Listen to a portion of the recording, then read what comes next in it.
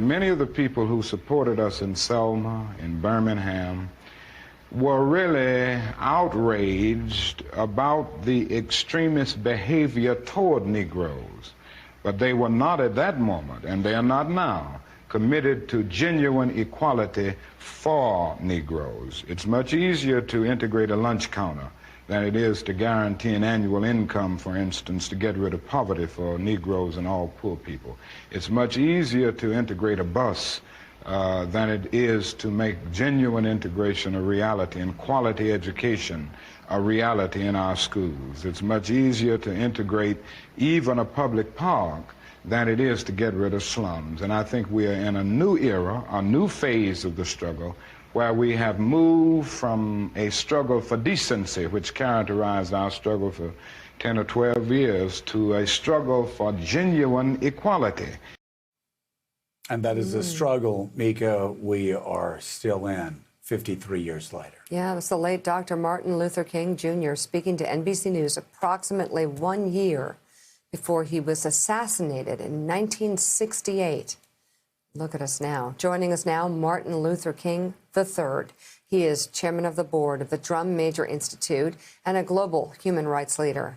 DMI was founded by Dr. King, and it carries on his legacy through the organization.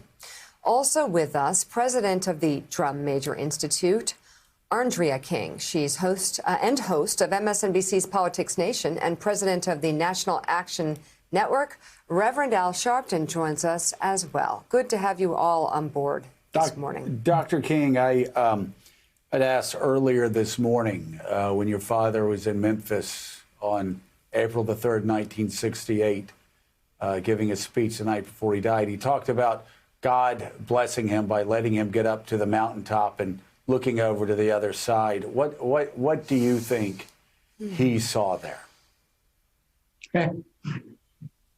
He saw something that is yet to be seen.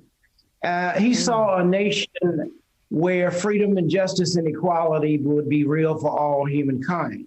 A nation where we were turning to each other, not turning on each other as we seem to be doing now. Not a divided States of America, but he saw a true united States of America. And that is what we must work toward.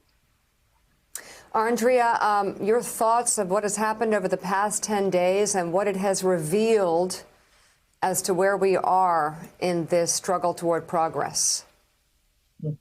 I think what it has revealed is how much work we have to do. All of us saw, we went through everything last year with all of the protests, and out of all of the signs, the one that stayed with me the most is when George Floyd called for his mother, all mothers were summoned. And that, to me, is certainly those of us that are mothers in the traditional sense, but it also was about that mother bear, the mothering spirit in all of us and in our nation was summoned. And what we have seen these past few days is how much more work that we have to do together. But in spite of it, I still am hopeful. I'm hopeful that we will this year finally find the strength to love and see the interconnectedness of us in all of life and truly live up to the ideals, not idolize Martin Luther King Jr., but for us to really live up to the ideals of Martin Luther King Jr. and create the beloved community. And Reverend Al Sharpton, you, of course, were there on the ground in Minneapolis, not only with the family of George Floyd, but also so many other families who have lost members of their family over the past year. 2020 has also been, obviously, for Black Americans especially, an extraordinarily terrible year in battling COVID, which disproportionately impacts Black Americans. Do you see reasons to hope as we've left 2020 and moved into 2021? Reason to hope that there is an awakening on the horizon?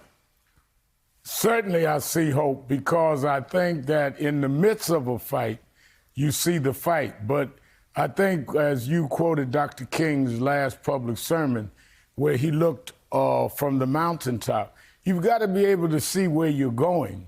And you have to be able to know that with faith, which is something you can't quantify, but something you feel, that you'll get there. And he promised us we'd get there. So in the middle of even fighting the George Floyd fight, and Martin and I having the commitment march that you showed the picture of, over 200,000 people there with no incidents, it was to bring front and center the issues. And the hope I see is that we are seeing this Wednesday one of the most racist, bigoted presidents in American history, certainly the one in our lifetime. But history will have him sandwiched between the first black president and the first woman black vice president. He will be the bad meat in the middle of two slices of what America can be. And we have to keep fighting for what America could be. And I also have to say this, Joe, you have, by having Martin III on, who has carried on his father's activism. You know, the Bible said, Jesus said, pick up your cross and follow me. Don't admire me, follow me. Martin has picked up his father's cross and we've bared it with him. But you have an exclusive getting Andrea, because I can't even get Andrea on my show. Andrea is the stabilizer. She's, when Coretta Scott King was to Dr. King, keeping him grounded, Andrea is to him and me and everybody that works in the movement. When we called the March on Washington last August, she said, you fellas do understand there's a pandemic. You're going to have to do this, that, the other. So I congratulate you, Mika. You landed Andrea. See. That is big, and it sounds like she serves the same purpose that Mika said she served in her family, the diplomat, holding things together. And the enforcer. And the enforcer, exactly. Hey, thanks so much for watching our YouTube channel. You can follow up on today's top stories and breaking news, or catch up on your favorite MSNBC shows all in one place. Download the NBC News app today.